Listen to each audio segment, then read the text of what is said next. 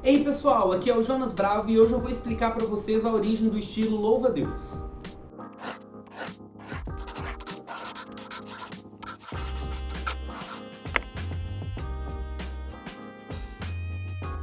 Pessoal, para quem não conhece do Kung Fu e talvez nunca tenha ouvido falar sobre o louva-a-Deus, ele é um dos estilos que a gente chama de estilos imitativos.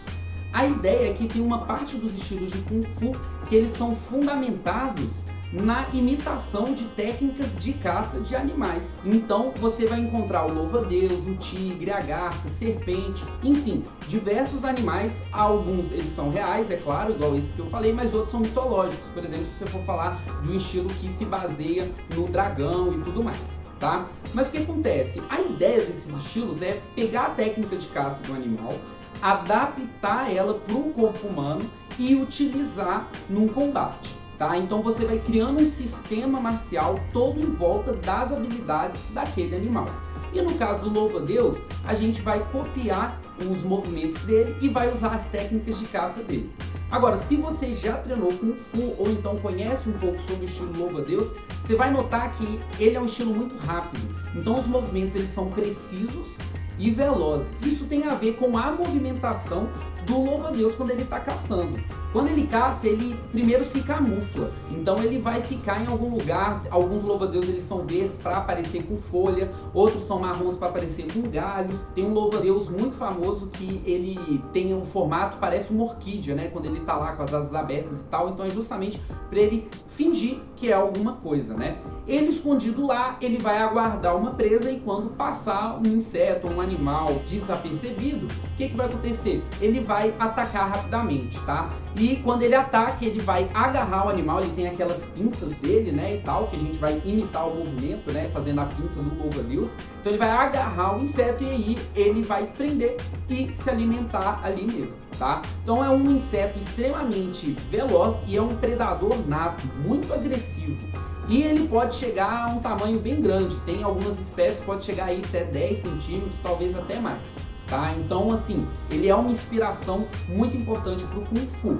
Agora, uma coisa que ninguém do Kung Fu tem muita certeza é de onde surgiu esse estilo. O criador desse estilo teria sido Wang Lang, e tem até alguns registros históricos que mostram que essa pessoa realmente existiu.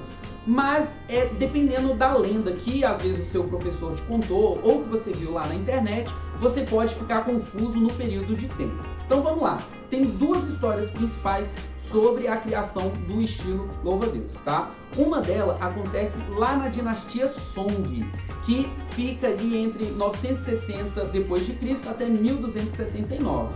Então, dentre esses anos, um abade do templo Shaolin, o Fu Ju, ele chamou 18 artistas marciais de várias regiões da China para treinarem lá no templo Shaolin e, como consequência, ensinar essas técnicas para os monges. Então ele ia juntar um tanto de mestres e absorver essas técnicas dele na convivência lá no templo.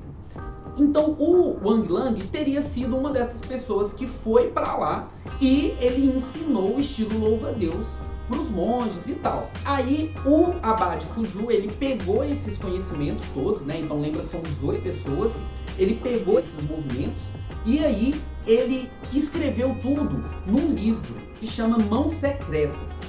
E aí esse livro teria passado de geração em geração até que ele ficou mais famoso, mais ou menos aí dos anos 1700, onde os artistas marciais começaram realmente a treinar o estilo louva-a-Deus, a passar ele para frente, porque ele estaria registrado ali naquele livro. Só tem um problema nessa história, porque os nomes de vários desses 18 artistas marciais, eles são iguaizinhos aos nomes de alguns personagens muito famosos, tá? No romance Os Bandidos do Pântano, ou então Margem d'Água, tá? Esse romance ele conta a história de 108 guerreiros que eles são bandidos, eles são fora da lei, numa região específica, assaltando vários viajantes, pessoas mais ricas, enfim, né? Vivendo como fora da lei na China antiga viveria.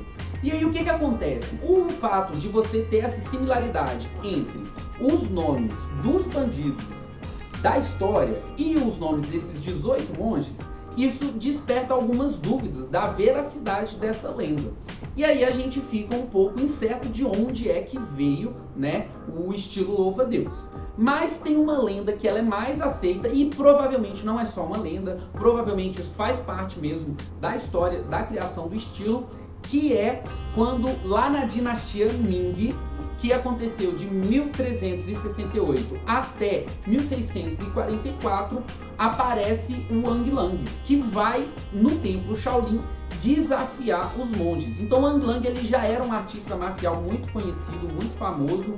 Dizem que ele era um espadachim incrível. E aí ele vai lá desafiar os monges fazendo um desafio clássico que acontece na cultura chinesa do Kung Fu, que é você vai lá na escola de um adversário seu e para provar que o seu Kung Fu é melhor que o dele, você vai lá e desce a porrada nele. Então Wang Lang ele foi com essa pretensão. Só que aí o que acontece? Quando ele chegou lá, os professores e mestres lá do Templo Shaolin, eles não lutaram diretamente contra o Wang Lang. O que eles fizeram? Eles basicamente mandaram um discípulo mais novato ir lá e lutar contra o Wang Lang. Deu no que deu e aí o Wang Lang perdeu, muito humilhado. Ele vai para uma floresta e vai rebuscar suas habilidades. Ele vai lá, treina mais um pouco, ele volta para o Templo Shaolin. Chegou lá no Templo Shaolin, ele faz o desafio de novo, aí ele luta contra esse novato e o novato perde. Aí ele vai lá, luta contra outro aluno e aí ele perde também. Ele volta e treina mais um pouco. E nesse vai e volta, né? Então, assim, na lenda você vai ter gente que vai falar que ele foi só 2 vezes, 3 vezes, enfim, isso não importa muito. O interessante é que num desses períodos de retiro, ele notou um louva-a-Deus lutando contra uma cigarra. E o louva-a-Deus que ele viu era bem pequenininho e a cigarra era muito maior que o louva-a-Deus. Então, ele, olhando aquele acontecimento, falou, provavelmente o louva-a-Deus vai perder. Só que ele foi impressionado com a habilidade de luta do inseto. Ele viu que o inseto ele lutava muito bem. Ele conseguiu facilmente se defender da cigarra e aí ele conseguiu sobreviver. O que o Wang Lang fez? Ele capturou o louva-a-Deus e aí ele pegou uns gravetos e começou a testar o louva-a-Deus. Se você já viu um louva-a-Deus, você vê que ele se defende mesmo, né? Se você chega perto dele e tenta se ameaçar, ele vai levantar as garras dele, ele vai entrar numa posição quase que de luta mesmo, né? E aí o Wang Lang ele vai lá e testa isso, e aí ele começa a pegar os movimentos do louva-a-Deus e adaptar para o corpo dele. Ele foi para o Templo Shaolin com essa técnica totalmente nova. Quando ele chegou lá, ele foi vencendo um a um dos discípulos até que ele chegou nos mestres, venceu os mestres também. Muito admirados com a técnica do Wang Lang, os mestres eles pediram para ele poder ensinar e aí ele começou a passar o estilo para outras pessoas na medida em que ele ia construindo um estilo também, tá? Então você vai notar que o louva-a-Deus ele tem essa história dupla, né? Alguns falam mais longe, outros falam mais próximo.